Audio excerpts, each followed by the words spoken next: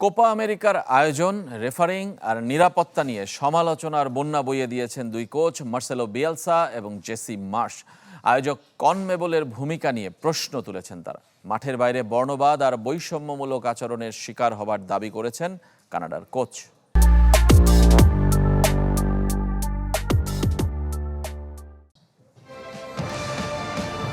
ফুটবলের সবচেয়ে প্রাচীন টুর্নামেন্ট কোপা আমেরিকা এবার আরেক মহাদেশীয় আসর ইউরোর সাথে একই সময় চলছে। ইউরোপ নাকি লাতিন, কে সেরা তা নিয়ে আলোচনা হচ্ছে বিস্তর। মাঠের খেলার মতোই আয়োজন নিয়েও প্রশ্নটা বড়, যে প্রশ্নে আয়োজক কনমেবলকে এক হাত নিয়েছেন দুই কোচ। তৃতীয় স্থান নির্ধারণী ম্যাচের আগে সেটাই সংবাদ সম্মেলনে আলোচিত। উরুগুয়ে কোচ মার্সেলো বিয়েলসা পক্ষ নিয়েছেন সেমিফাইনাল শেষে ফুটবলারদের প্রতিবাদ আর প্রতিহতের ভূমিকার। গ্যালারির দর্শকদের নিরাপত্তার দায়িত্ব কাদের? মা, বোন, স্ত্রী, সন্তানের উপর আক্রমণ হলে পালানো বা প্রতিরোধের পথ না থাকলে যে কোনো মানুষ যেভাবে প্রতিক্রিয়া দেখাতো, ছেলেরা সেটাই করছে। কেউই সহিংস হতে চায় না। এ ঘটনা তদন্তের আশ্বাস দিয়েছে কনমেবল, তবে উল্টো উরুগুয়ের ফুটবলাররা শাস্তি পেতে পারে বলে আশঙ্কা প্রকাশ করেছে দেশটির ক্রীড়ামন্ত্রী সেবাস্তিয়ান বাউহা। কানাডা কোচের বক্তব্য অবশ্য আরও ভয়াবহ। বর্ণবাদের পাশাপাশি তাদের সাথে দ্বিতীয় শ্রেণীর নাগরিকের মতো ব্যবহার করা হয়েছে বলে অভিযোগ করেছেন জেসি মার্শ। টুর্নামেন্ট জুড়ে আমরা সামাজিক যোগাযোগ মাধ্যম ও সামনাসামনি বর্ণবাদী আচরণ পেয়েছি।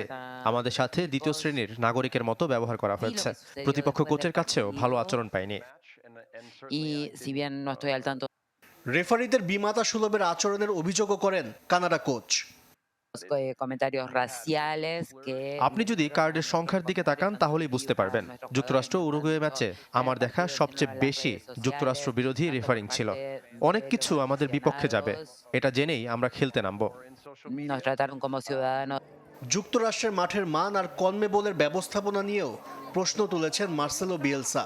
এমনকি টুর্নামেন্টের আয়োজন নিয়ে নেতিবাচক কথা বলতে নিষেধ করা হয়েছে উরুগুয়ের কোচকে। আমাদের হুমকি দেয়া হয়েছে। আমরা এখন ক্লান্ত। মাঠগুলো যথাযথ না থাকার পরও প্রেস কনফারেন্সে মিথ্যা বলতে হয়। স্কালোনি একবার এটি নিয়ে কথা বলেছে।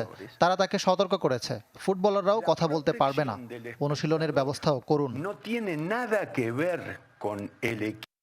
এর আগে লিওনেল মেসি ভেন্যুগুলোর মাঠ, ঘাস আর অব্যবস্থাপনা নিয়ে কথা বলেছিলেন। তবে কনমেবলের সতর্কবাণী মুখ বন্ধ করে দেয় এই কিংবদন্তির। আশরিক রুদ্র, চ্যানেল 24।